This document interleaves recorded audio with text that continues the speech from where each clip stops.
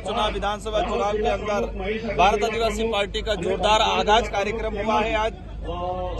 जालोर और दाहोद और सतरामपुर इलाके के अंदर हम सुबह से गुजरात राज्य के अंदर 2 से 3 कार्यक्रम छोटे मोटे करते हुए आज हम लोग दाहोद जिला मुख्यालय पर ये कार्यक्रम किया जा रहा है। और गुजरात के अंदर देखा गया है कि लंबे समय से भाजपा का राज है, बीजेपी का राज है, लेकिन यहाँ के आदिवासियों की जो समस्या है, यहाँ के आदिवासियों की जो पीड़ा है, आदिवासियों की जो संवैधानिक जो डिमांड है और जिस तरह से आदिवासी समुदाय को विस्थापित किया जा रहा है, छोटे मोटे विकास के मामलों में बड़े प्रोजेक्ट लाके आदिवासियों का जो विस्थापन किया जा रहा है, आदिवासी समुदाय के साथ ही इस इलाके के अंदर रहने वाले दलित, पिछड़ा, ओबीसी, माइनॉरिटी समाज की जो बात है, मूल रूप से अगर बात कहे कि गुजरात के अंदर गरीबों की आवाज कहीं नहीं उठा रही है भाजपा, और भारत आदिवासी पार्टी बिल प्रदेश की मुहिम को लेके, साथ ही संवैधानिक अधिकारों को लेके,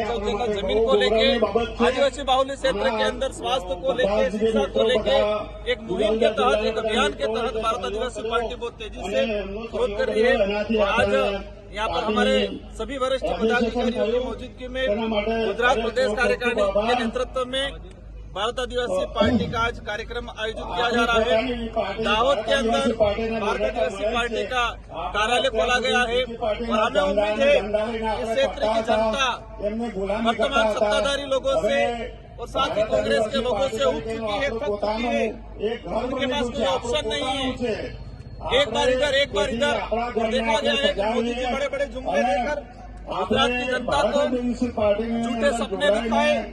लेकिन आदिवासी बाहुल्य क्षेत्र की ऐतिहासिक पृष्ठभूमि की अगर बात करें, मानगढ़ के अंदर हजारों आदिवासी समुदाय जो शहीद हुआ, उनको लेके आज तक गुजरात के पाठ्यक्रम में,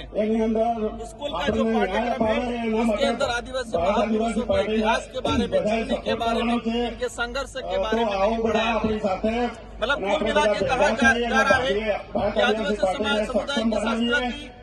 उनका इतिहास, उनके संवैधानिक अधिकारों को दबाने का काम किया जा रहा है। और भारत आदिवासी पार्टी इस क्षेत्र के आदिवासी समुदाय, साथ ही दलित, पिछड़ा, अन्य और किसी भी वर्ग का जो गरीब व्यक्ति है उसकी आवाज बन के गुजरात राज्य के अंदर काम करने का प्रयास करेगी। और हमें उम्मीद है कि इस पार्टी के साथ यहाँ की जनता दिल से जुड़ेगी, संघर्ष करेगी और आने वाले समय में एक शानदार परिणाम आएगा। और इस क्षेत्र की जो डिमांड है, इस क्षेत्र की जो मांगे हैं, इन मांगों को पूरा कराने के लिए गुजरात की विधानसभा हो, दिल्ली का सदन हो, वहां पर आवाज उठेगी। आज जो बड़े बड़े प्रोजेक्ट के नाम से हाईवे निकाला जा रहा है, आदिवासी समुदाय को विस्थापित किया जा रहा है, जो आदिवासी समुदाय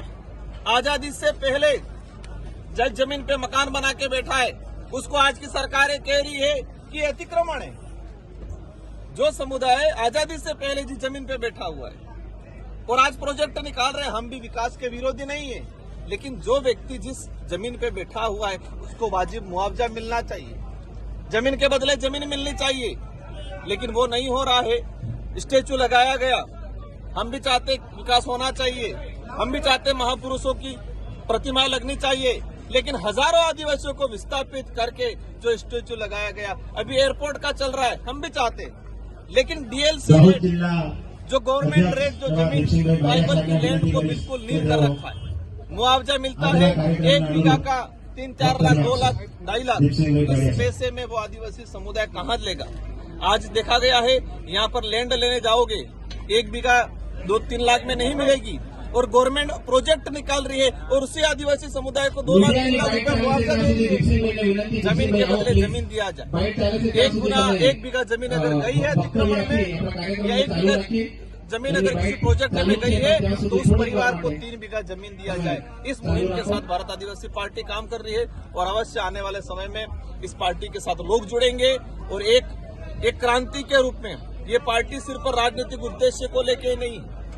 एक सामाजिक क्रांति को लेकर चल रही है और अवश्य परिणाम के रूप में तब्दील होगी। धन्यवाद। जोहार। जय जोहार, जय जोहार, जय आदिवासी।